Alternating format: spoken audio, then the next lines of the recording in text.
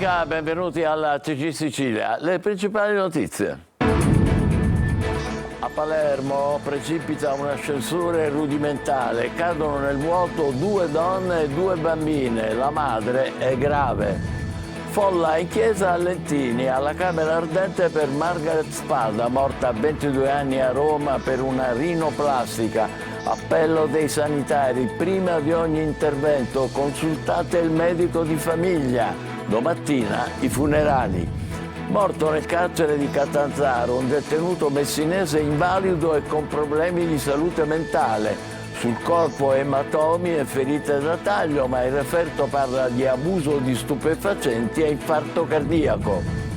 Politica regionale, il caso Auteri scuote il centrodestra, il deputato espulso da Fratelli d'Italia dopo lo scandalo dei contributi alle sue associazioni. La maggioranza chiede un confronto, opposizioni all'attacco, bisogna riformare il sistema. Oggi giornata mondiale dei bimbi nati prematuri. A San Marco di Catania incontro delle famiglie per momenti di festa e riflessione. Teatro Fiat Voluntas Dei con Alessandro Idonea e Emanuela Ventura oggi e domani al Metropolitan di Catania e inaugura una stagione che promette di essere a 4 stelle. Palermo attraversata dalla classica grande maratona, sono oltre 2000 gli atleti in gara di tutta Europa, anche un uomo di 84 anni e una donna di 79. Calcio, il Messina in trasferta a Bari a caccia della prima vittoria esterna. Dopo il derby il Catania ritrova il sorriso, ma la panchina del Trapani non traballa.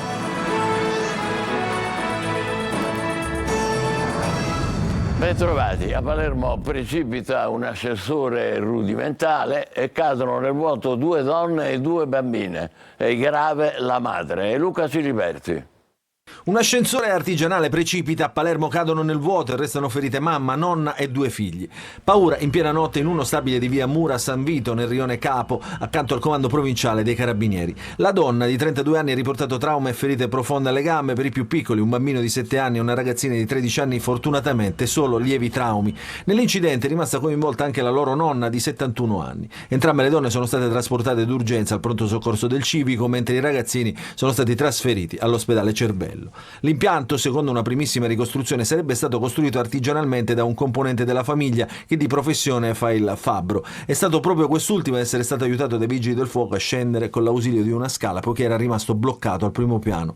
L'ascensore, di fatto un montacarichi, serviva per salire e scendere da casa, visto che la palazzina era sprovvista di scala interna. Probabilmente, a causa del peso che superava il massimo consentito, le corde che sostenevano la pedana non hanno retto e si sono spezzate. Intanto la procura di Palermo ha disposto il sequestro dell'impianto dopo i rilievi durate ore della scientifica. Fino a tarda notte invece i vigili del fuoco hanno lavorato per mettere in sicurezza l'edificio. Sul caso è intervenuto Consorzio per l'Italia, organismo no profit al quale aderiscono oltre 120 imprese del settore ascensorista.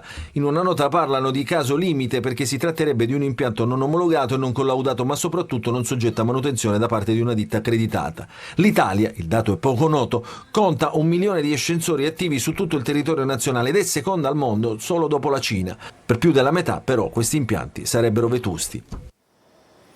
Folla alla Camera Ardente nella chiesa del Carmine a Lentini per Margaret Spada, morta a 22 anni a Roma nel corso di un intervento di rinoplastica. I genitori chiedono che venga rispettato il loro dolore. Domattina si terranno i funerali. C'è un appello importante del presidente dell'Ordine dei Medici di Siracusa. Prima di ogni intervento consultate il medico di famiglia. Francesco Aloi. Non era mai arrabbiata, sempre col sorriso, una ragazza speciale. Margaret era così, sempre solare, pronta ad aiutare gli altri nel lavoro come nella vita. Sì, la vita, la stessa che gli è stata strappata da appena 22 anni. L'intervento al naso a Roma, la corsa in ospedale, la morte. Adesso è tornata nella sua Lentini, una cittadina sotto shock. Era una persona molto buona, diciamo, di cuore, di tutto quanto, cioè, non ci sono parole per quello che è successo. Vuol dire che questo era il suo destino. Era dolcissima Margaret, sempre sorridente, non la vedevi mai arrabbiata. I familiari sono vicini al feretro, si abbracciano, condividono un dolore talmente grande che mai si potrà cancellare, però preferiscono chiudersi nel silenzio. Hanno riportato a casa ieri da Roma Margaret, sono ovviamente chiusi nel loro momento di dolore che non è traducibile a parole. Le indagini intanto continuano. I 2 medici, padre e figlio, sono indagati per omicidio colposo. Dopo l'autopsia ora si attendono gli esiti degli esami istologico e tossicologico. Credo che i consulenti debbano svolgere come da incarico del sostituto procuratore, quindi attenderemo gli esiti. E domani sarà il giorno forse più doloroso. Alle 11 in chiesa madre l'ultimo saluto alla giovane Margaret. Morto nel carcere di Catanzaro un detenuto messinese invalido e con problemi di salute mentale. Sul corpo ematomi e profonde ferite da taglio, ma il referto parla di abuso di stupefacenti e infarto cardiaco. L'avvocato della famiglia chiede chiarezza. Francesco Triolo.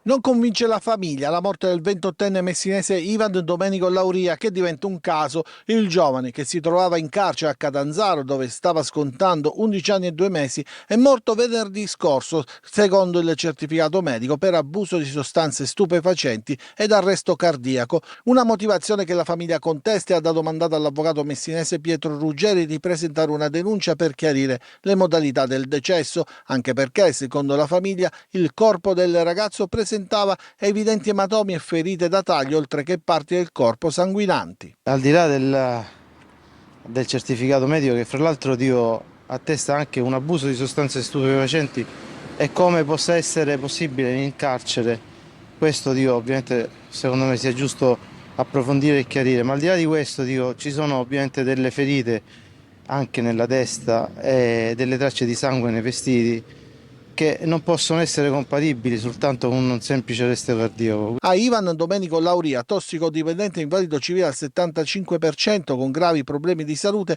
accertati anche da consulenti d'ufficio nominati nel corso dei vari procedimenti, non era stato concesso il differimento dell'esecuzione della pena.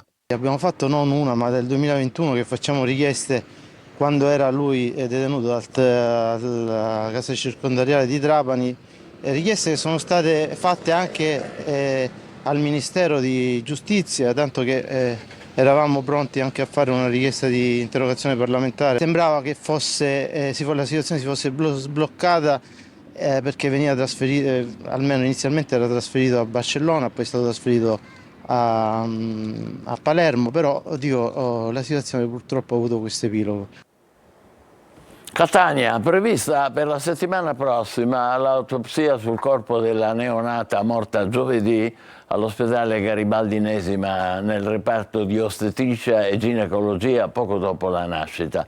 Dai primi controlli non sarebbero emerse anomalie né sul feto né sulle condizioni fisiche della partoriente.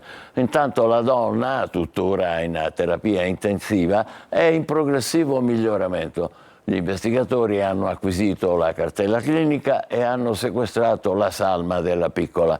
Secondo l'avvocata dei genitori, Stefania Amato, bisognerà capire perché il personale medico abbia aspettato 24 ore per procedere al parto naturale quando, visto il passare del tempo, si poteva pensare a una soluzione alternativa.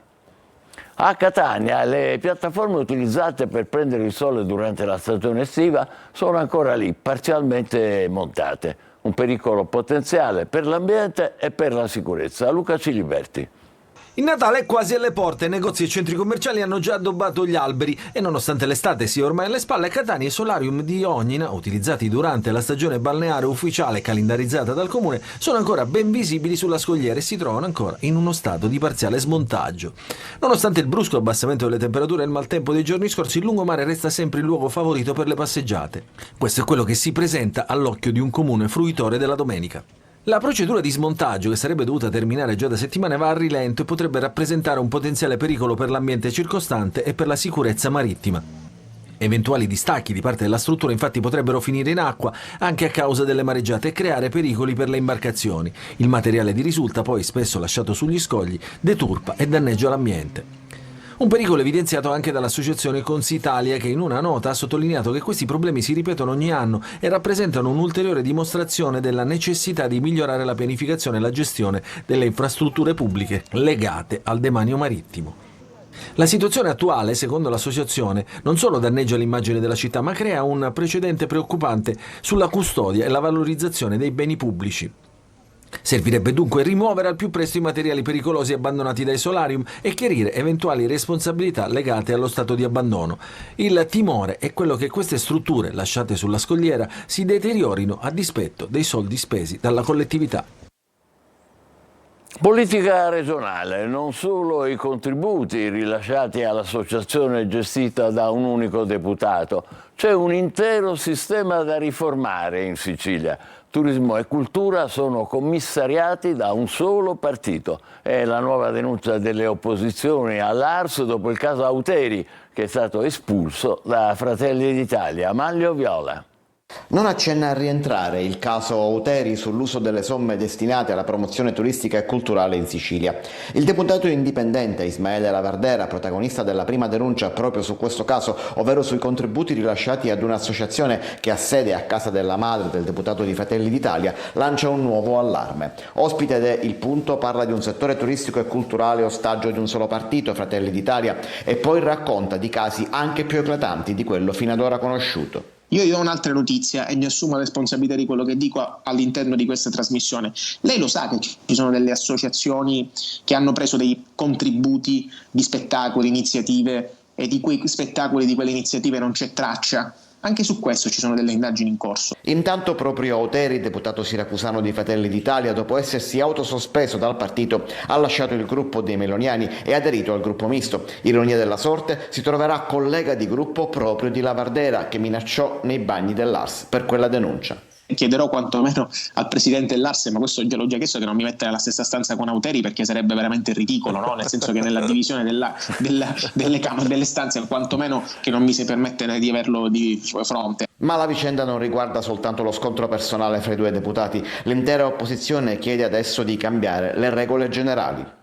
Si dovrebbe chiedere innanzitutto scusa per quello che è successo, e non abbiamo sentito ancora una parola di un esponente né di Fratelli d'Italia né del centrodestra di scuse su questo utilizzo delle risorse. Le somme che ancora non sono state impegnate si dovrebbero bloccare, si dovrebbe dire intanto ci fermiamo. La cosa insopportabile, Luca, è che ci sono comuni che aspettano trasferimenti per la solidarietà sociale, per il bonus affitti, per il servizio scuolabus. Quelle somme ancora la Regione non le liquida. Lo scontro cresce mentre si avvicinano il bilancio della Regione 2025, la finanziaria e l'ennesima legge di stabilità. Oggi giornata mondiale dei bimbi nati prematuri. A San Marco di Catania, dove il reparto di neonatologia si occupa di loro, con cura e strumentazioni all'avanguardia, le famiglie si sono incontrate per momenti di festa e di riflessione. Simona Mazzone. Un simbolo viola per accendere i riflettori sulle nascite avvenute prima della 37esima settimana di gestazione nella giornata mondiale della prematurità, arrivata quest'anno alla 16esima edizione. Comuni e ospedali di tutta Italia illuminano monumenti, piazze, edifici. Questo è il Castello Normanno di Motta, mentre questo è il municipio di Aci Castello. Ogni anno nel mondo oltre 13 milioni di bambini nascono prematuri, in Italia sono circa 25.000, solo in Sicilia 2.500. I prematuri nati troppo presto, accolti dal calore di una incubatrice piuttosto che dalle braccia della loro mamma, lottano per la vita, assistiti e curati dai medici come al San Marco di Catania. Noi nella terapia intensiva neonatale dell'ospedale San Marco attuiamo già da anni un programma di neurocritical care, che è un approccio multidisciplinare a questi bimbi volto a ridurre il danno neurologico e con l'obiettivo di migliorare l'outcome neuroevolutivo a breve e a lungo termine. Campagne di sensibilizzazione, giornate a tema, l'attenzione rivolta alle famiglie affinché i bambini nati prematuri abbiano ovunque, anche nei territori di guerra, il diritto all'accesso alle cure di qualità. È un messaggio molto importante, molto forte, che continua a sostenere le terapie e il sostegno ai bimbi prematuri anche laddove per cause purtroppo guerre e altro non riescono ad arrivare. All'ospedale Garibaldi di Catania da diversi anni c'è la banca del latte, dove le neomamme possono donare il proprio latte ai piccoli prematuri che necessitano di essere alimentati.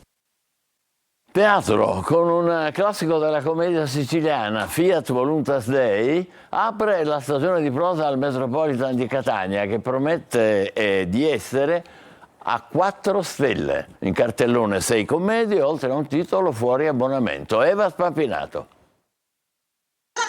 Ci sono simpati e 4 miss cantate, Fiat Voluntas Dei apre il sipario di una stagione a 4 stelle Gilberto Idonea sul palco del Teatro Metropolitan di Catania. Un classico che non tramonta mai, una storia d'amore e gelosie ambientata in un piccolo paesino siciliano che coinvolge e diverte il pubblico con la sua semplicità, il calore umano, il sapore inconfondibile della Sicilia.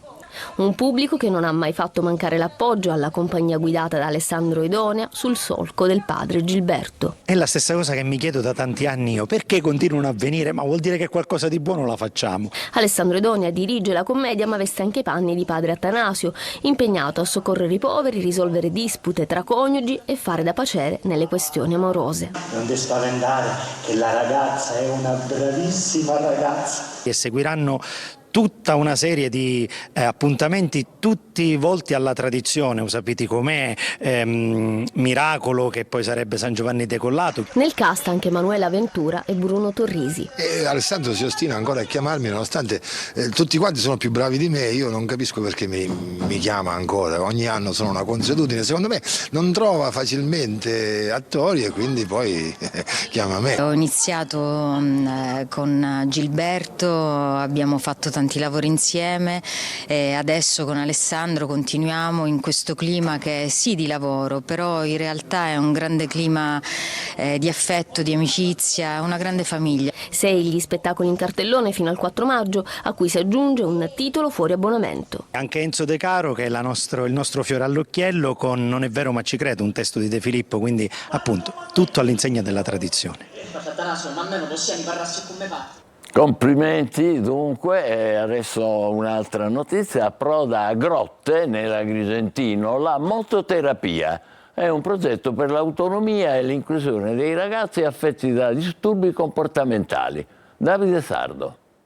La mototerapia come arma sanitaria, la moto come strumento attivatore emozionale, sensoriale, motorio e motivazionale. Le 2 ruote capaci di indurre gli adolescenti con disturbi della relazione, del neurosviluppo e autismo ad una relazione significativa, inserendosi in un progetto di reintegrazione globale. La mototerapia approda per la prima volta a Grotte, in provincia di Agrigento, dove vi è un'elevata percentuale di bambini affetti da disturbi comportamentali. Una bella esperienza di inclusione per i diversamente abili nell'ambito di quello un po' che è la nostra, di quelli che sono un po' i nostri obiettivi, cercare di realizzare appunto tutte queste attività nell'ambito del sociale. A dicembre la mototerapia sarà accolta negli ospedali siciliani. Gireremo l'ospedale dei bambini, l'ospedale di Catania, San Marco e Garibaldi, l'ospedale di Agrigento e San Giovanni di Dio e Caltanissetta pure, quindi ci sarà da divertirsi. Oltre 2000 in gara per la maratona di Palermo, provenienti da tutta Europa, e tra loro anche 2 senior, un uomo di 84 anni e una donna di 79. Marco Gullà.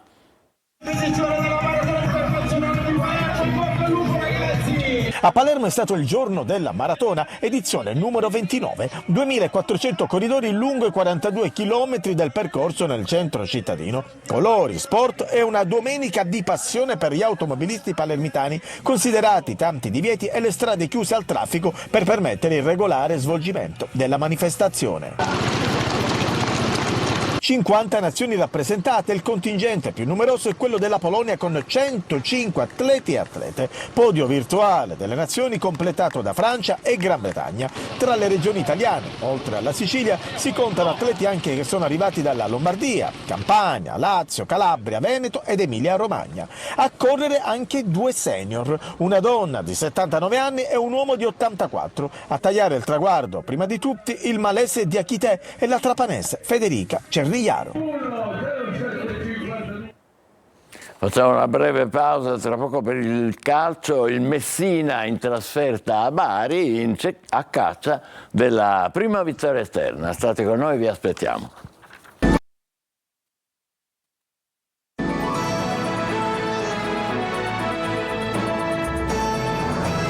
Eccoci di nuovo insieme con il calcio. Messina in trasferta a Bari contro il team Altamura in cerca della prima vittoria esterna. Modica è senza Frisen squalificato, rientra salvo. Francesco Triolo.